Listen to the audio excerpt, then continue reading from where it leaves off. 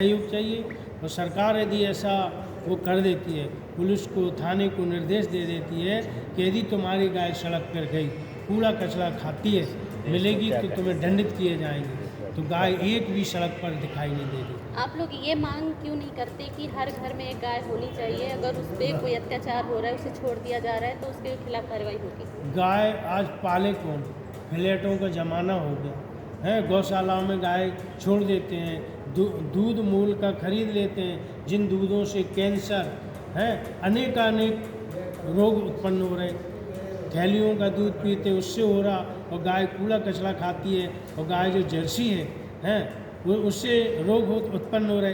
वैदिक गाय कोई पालता नहीं, यदि पालता भी तो कहेगा ये 2 लीटर केवल दूध देती है, जर्सी गाय 5-10 लीटर दूध देती है।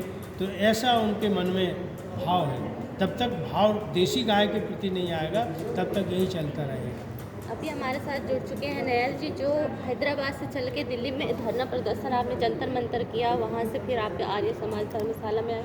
कैसा रहा कार्यक्रम और इसको किस तरह से आगे बढ़ाएंगे? आज हमारा कार्यक्रम का उद्देश्य था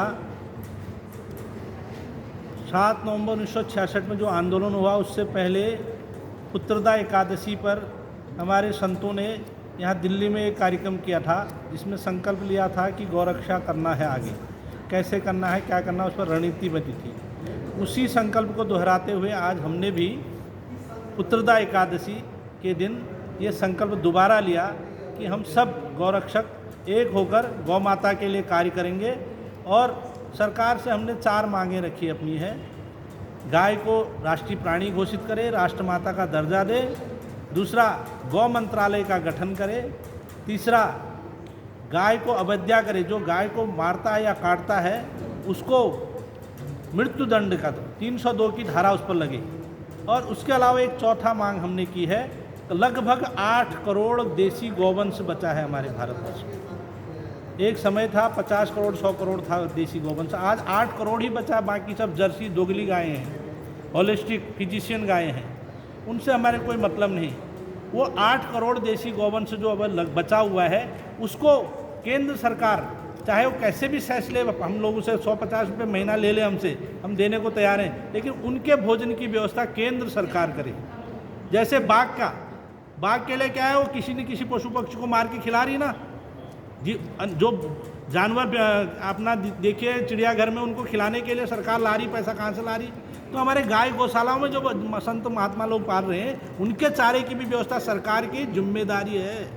सरकार का ये मौलिक अधिकार है, हम लोगों का गाय का भी मौलिक अधिकार है, सरकार का भी ये अधिकार है कि उन गायों को खिलाए, गाय की भोजन की व्यवस्था करे। दिल्ली में तो ऐसा कोई व्यवस्था है ही नहीं। दिल्ली में नहीं है, इसीलिए तो हम दिल्ली में आए हैं, सरकार को जगाने के लिए कोशिश करें। कल हम प्रधानमंत्री जी को, राष्ट्रपति जी को और अपने गृह मंत्री जी को, राज्यसभा के सभापति जी को, लोकसभा के स्पीकर जी को और सुप्रीम कोर्ट के जज को, चुनाव आयोग को भी हम एक कल पत्र देंगे। सबके हम ज्ञापन बना के लाए हैं, कल देंगे। आज देर हो गई है, उसके बाद संडे की वजह से भी ऑफिस खुले नहीं रहते हैं। कल हम ज्ञापन देंगे कि आप अगर अगले चुनाव जो 2024 में आम चुनाव है, उससे पहले गाय के लिए कुछ एक भी मांग हमारी पूरी नहीं करते तो हम 3 करोड़ गौभक्त अगले चुनाव में वोट नहीं देंगे। हम अपने घरों में बैठेंगे, उस दिन चुनाव के दिन अपने घर में बैठेंगे और सुरभि महामंत्र का जप करते हुए उस दिन उपवास करेंगे, हम वोट देने नहीं जाएंगे। और हमारे संकल्प अगर सत्य होगा तो 100 करोड़ सनातनी है भारत में, वो भी हमारा साथ देंगे। जब सरकार को लगेगा कोई वोट नहीं दे रहा है, तब वो गाय के लिए कुछ करेगी, नहीं तो अभी तो करने वाली नहीं है।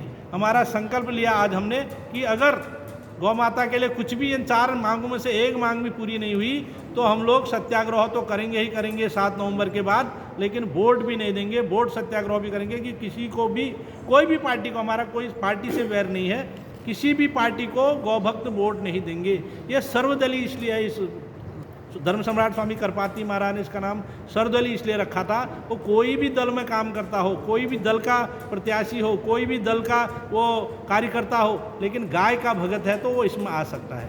और वो वोट नहीं देना चाहिए उसको भी। यही हम इसका सोशल मीडिया पर भी, आप मीडिया वालों के थ्रू भी इसका प्रचार करेंगे। यही निर्णय आज लिया गया है। इसके लिए आप सबने भी हमारा समर्थन किया, उसके लिए बहुत बहुत धन्यवाद। शुरुआत में हमको बहुत परेशानी आई, पुलिस वालों ने, हम जब ये निर्णय की बात करके सब प्रेस में बताए तो हमको तो जंतर मंतर के अंदर घुसने नहीं दिया। फिर हम लोग जो वहाँ के बड़े अधिकारियों के पास बैठे, आधा घंटा उनको समझाया कि हमारे गौ माता के लिए आए, हमारा कोई उद्देश्य गलत नहीं है, तो उन्होंने फिर हमको जंतर मंतर में प्रोग्राम करने दिया।